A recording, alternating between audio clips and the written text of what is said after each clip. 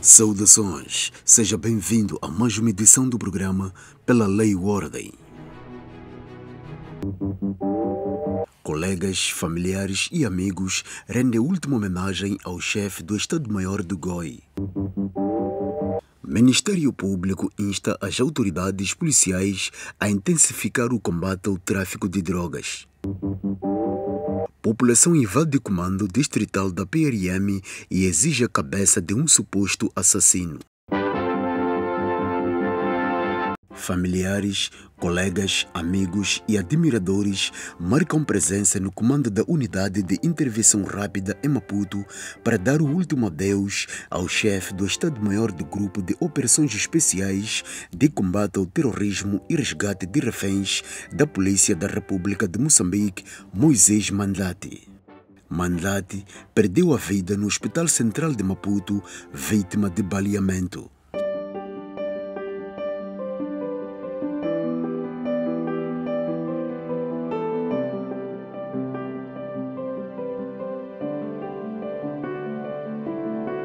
E assim foi dado o último adeus ao chefe do Estado-Maior do Grupo de Operações Especiais de Combate ao Terrorismo e Resgate de Reféns da PRM, Moisés Mandlati. A trompeta toca e anuncia a chegada do homem que, movido pelo espírito patriótico, ingressou nas fileiras da PRM em 2008 para o cumprimento da missão de defesa da soberania. A dor dos presentes é evidente. Tristeza, lágrimas e angústia tomam conta do cenário. Este trágico acontecimento atinge-nos profundamente porque perdemos um companheiro exemplar, trabalhador, exímio na execução de valores patrióticos, consubstanciados nos esforços por si demonstrados durante o cumprimento da nobre missão na defesa da soberania e integridade territorial.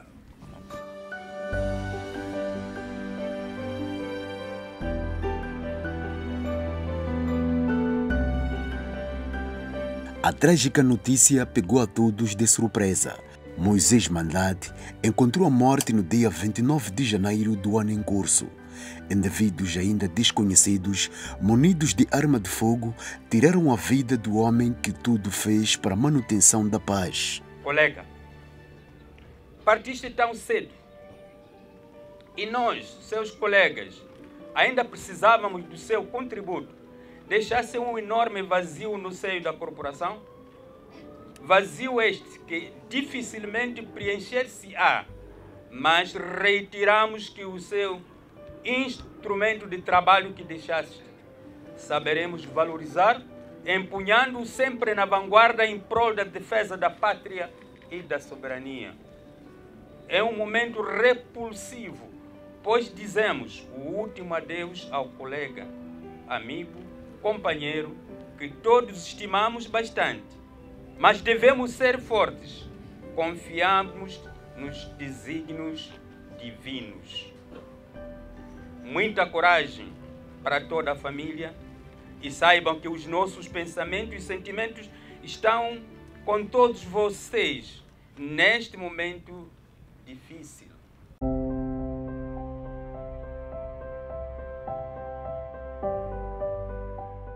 O chefe do Estado-Maior da Unidade das Operações Especiais de Combate ao Terrorismo e Resgate de Reféns deixa viúva e 4 filhos. Palavras faltaram ao mensageiro da família. Silêncio acompanhado de lágrimas foi a única forma de expressar o sentimento de dor. É com muita dor e aperto que escrevemos essa mensagem. Pai, meu comandante, meu herói, meu protetor, e pela graça de Deus, aqui estamos hoje. Sei como é por dentro perder um pai. Hoje meu coração e dos meus irmãos quebraram-se em 1000 pedaços.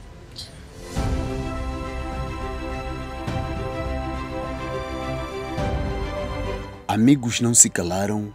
Pela última vez, tentaram juntar palavras para formar frases que pudessem descrever a grandeza do homem. E nós, como vizinhos, ficamos mesmo com os ensinamentos dele. Ficamos mesmo com o apoio, com aquilo que ele deixou para nós, como, por exemplo, o ensinamento, aquela harmonia que ele ensinava aos nossos filhos, próprio a nós como vizinhos. E dizer que ele era um homem íntegro, brincalhão, conselheiro. Ele fazia quase todo o papel de um pai para mim. Em nome dos colegas da companhia operativa, assim como também das companhias estendidas ao nível nacional, eu quero desde já dizer que estamos consternados com essa situação, mas fica uma lição que o senhor Moisés João Manquete deixou, que é a união, força e não só garra, para juntos combatermos atos violentos do nosso lindo país. Desde já eu quero enaltecer esta figura, foi muito importante na edificação da nossa unidade e que continuemos sempre com o seu legado. A voz do chefe do Estado-Maior, de 41 anos de idade, calou-se, mas o legado fica.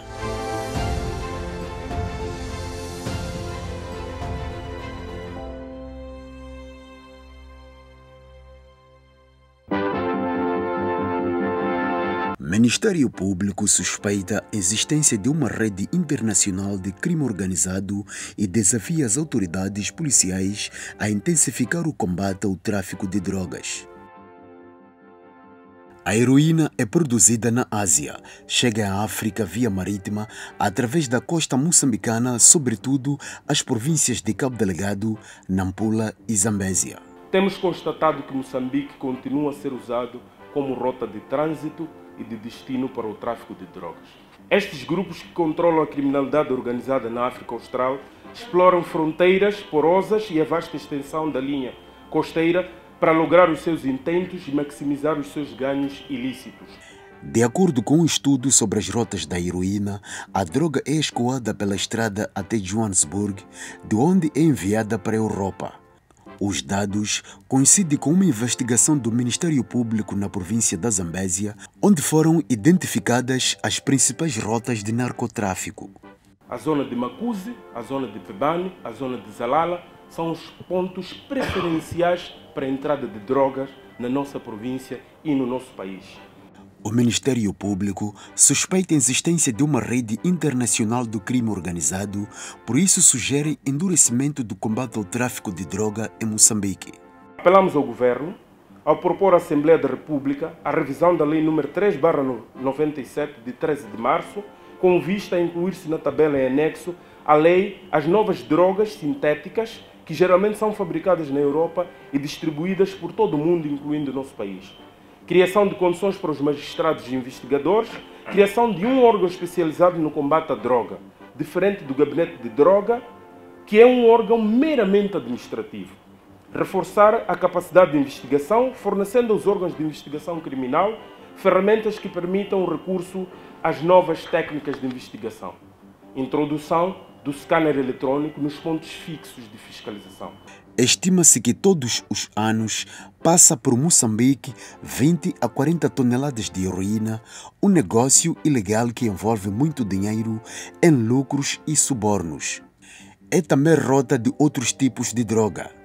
O procurador-chefe lançou um desafio do combate ao tráfico de droga. É nossa convicção que a justiça só é útil e eficaz se ela for célere na resposta às preocupações intrínsecas da sociedade de onde os emanam.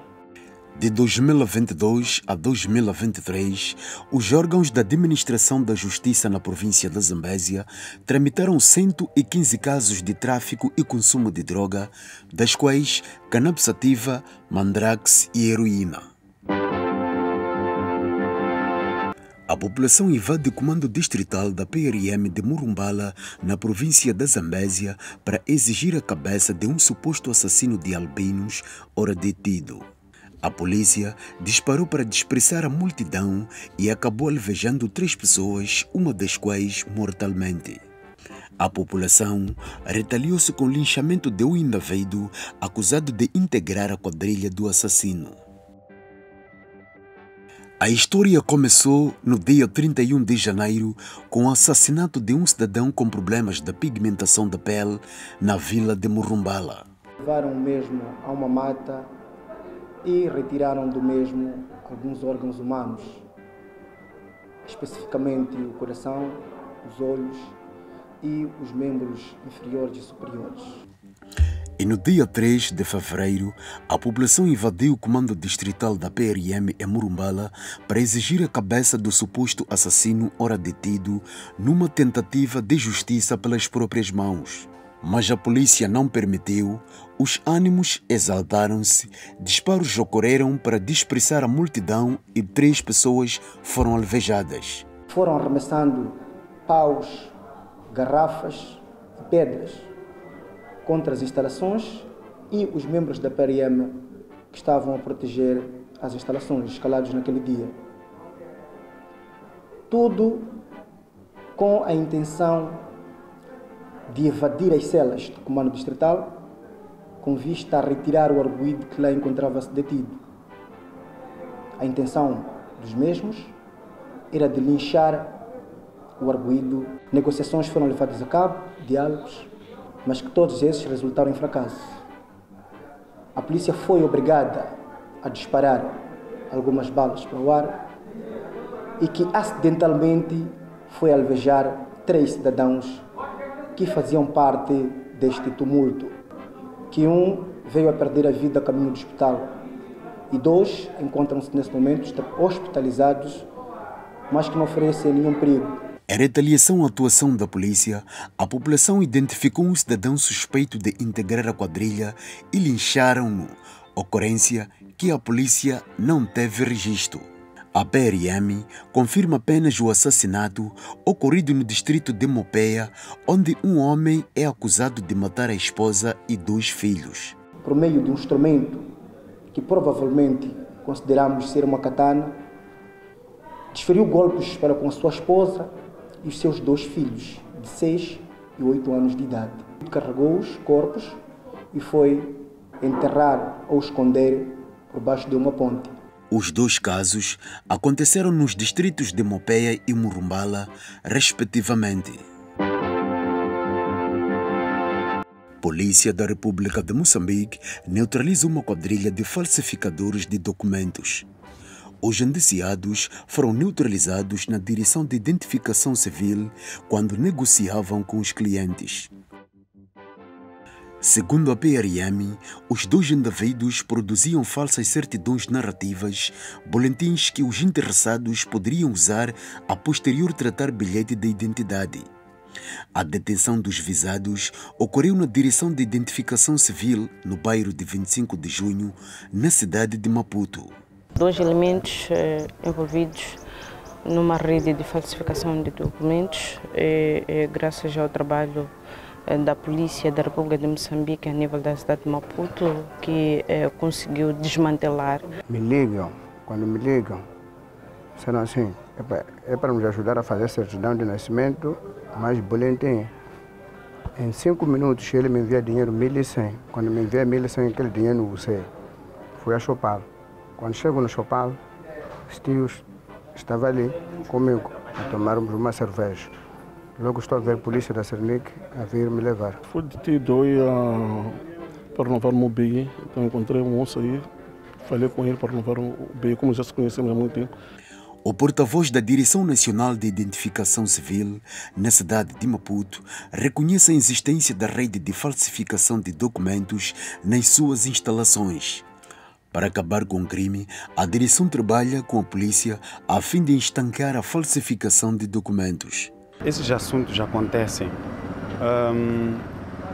As pessoas ou os cidadãos, por muitas vezes, têm recorrido a intermediários para tratarem documentos de registro, porque não querem demora, porque não querem coisas de filas ou coisas oficiais. Então procuram esses indivíduos para fazerem documentos e de forma fraudulenta. Isso realmente não tem registro, são coisas que fazem por aí debaixo do cajueiro e no final, depois as pessoas aparecem para fazer, tratarem documentos de identificação. Justino Combane aconselha a população a não optar por vias clandestinas no que tange à produção de documentos pessoais. A nossa direção está a trabalhar com a polícia no sentido de poder-se acabar com esse tipo de situações. O conselho que nós damos à nossa população é não recorrer a terceiros. Segundo a polícia, trabalhos estão a ser feitos com vista a desmantelar a rede de falsificação de documentos. 3 pessoas morreram em consequências de 2 sinistros rodoviários ocorridos no distrito de Vandouze, em Manica. Problemas técnicos das viaturas e má travessia do peão estiveram na origem do acidente. 3 pessoas morreram em consequência de 2 sinistros rodoviários ocorridos nos distritos de Vandouze, na parte central do distrito de Manica. O primeiro sinistro envolveu um autocarro de transporte público de passageiro que seguia da cidade de Maputo com destino a Tete. Chegado no local, despistou e capotou, tendo causado 2 vítimas mortais, sendo 1 no local e 22 feridos. São apontadas como as presumíveis causas as deficiências mecânicas para o segundo caso e má travessia do peão para o primeiro caso. E para o segundo caso, há o espaço de um apelo a todos os automobilistas para que sempre que se façam ao volante, verifiquem aquilo que é o estado das suas viaturas, evitem fazer-se a via pública com viaturas tendo deficiências mecânicas para evitar com que casos similares ocorram. Os feridos em estado grave foram evacuados para o Hospital Provincial de Chimoio, 2 dos quais ainda em estado crítico. Recebemos um total de 8 pacientes, dos quais 5 do sexo feminino. 2 pacientes tiveram alta no mesmo dia. Uma senhora foi a óbito em menos de 24 horas. Houve intenção de substituição de 42 kg de cocaína nos armazéns de uma instituição de segurança em março do ano passado na cidade de Pemba. A conclusão resulta do trabalho de perícia levado a cabo pela Procuradoria Provincial de Cabo Delgado, fato que ditou a instauração de um processo autônomo em instrução no Cernic. Os 80 kg de droga depositados no armazém de uma instituição de segurança tinham sido apreendidos em flagrante numa viatura no distrito de Mecufe. Da droga, 42 kg eram de cocaína, 34 de anfetamina e 4 kg de heroína. Enquanto aguardava-se pela incineração das substâncias retromencionadas, o Ministério Público tomou conhecimento de que o armazém onde fora depositada a droga ficou em chamas, o que culminou com a sua destruição.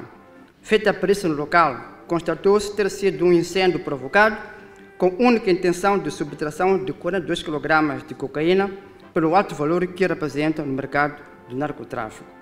Com efeito, instaurou-se um outro processo autônomo registrado sob o número 166 de acordo de 2023, numa fase avançada em instrução no Cernic, aterente ao crime de tráfico, incêndio agravado, furto, destruição e descaminho de objetos depositados. O juiz-presidente do Tribunal Judicial da província entende que, apesar de haver diversas teorias, não afasta a hipótese do tráfico de droga estar ligado ao terrorismo em Cabo Delgado.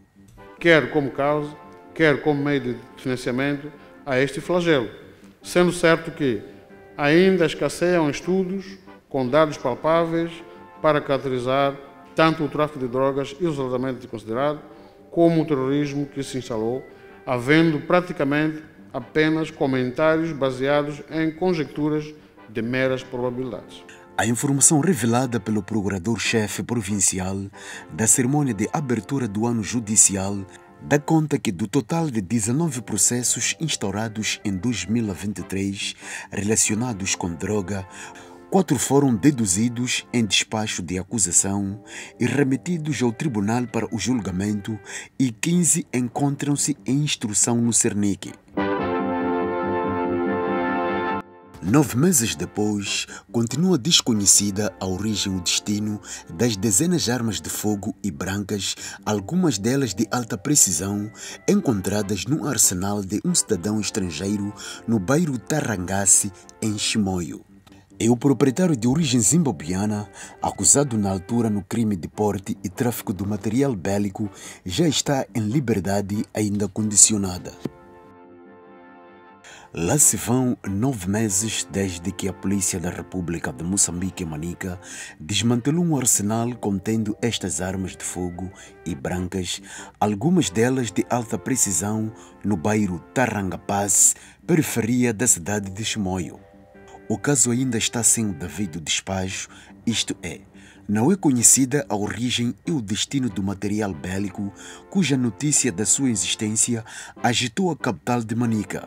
Sabe-se, porém, que o indivíduo de origem zimbabuiana, na altura detido em conexão com o caso, já está em liberdade.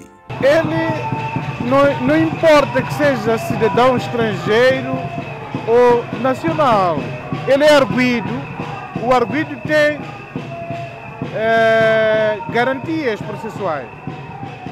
O tribunal deve ter apreciado e ponderado que ele tem direito à liberdade provisória e concedeu. O indiciado pagou cerca de 1 milhão de meticais de caução e sua deslocação para fora da província está condicionada a uma prévia autorização das autoridades judiciais. Ele se encontra aqui, se encontra a cumprir com as medidas, para além de que todas as segundas-feiras deve se apresentar ao tribunal, o que ele está a cumprir rigorosamente. São informações vinculadas à margem da abertura do ano judicial em Manica, onde foram tramitadas cerca de 1.500 processos, segundo a juíza presidente do Tribunal Judicial da província de Manica. Transitaram para o mês de janeiro do corrente ano 1.966 processos, contra 1.694 que transitaram para o mês de janeiro de 2023, o que representa um aumento na ordem de 16,6%, ao transitarem mais de 272 processos. O maior número de processos transitados verificou-se de igual modo na 5ª secção de família e menores, com 860. Porte ilegal de armas de fogo consta da lista dos crimes na província de Manica. E assim termina mais uma edição do programa Pela Lei e Ordem. Muito obrigado pela atenção dispensada. Até a próxima sexta-feira.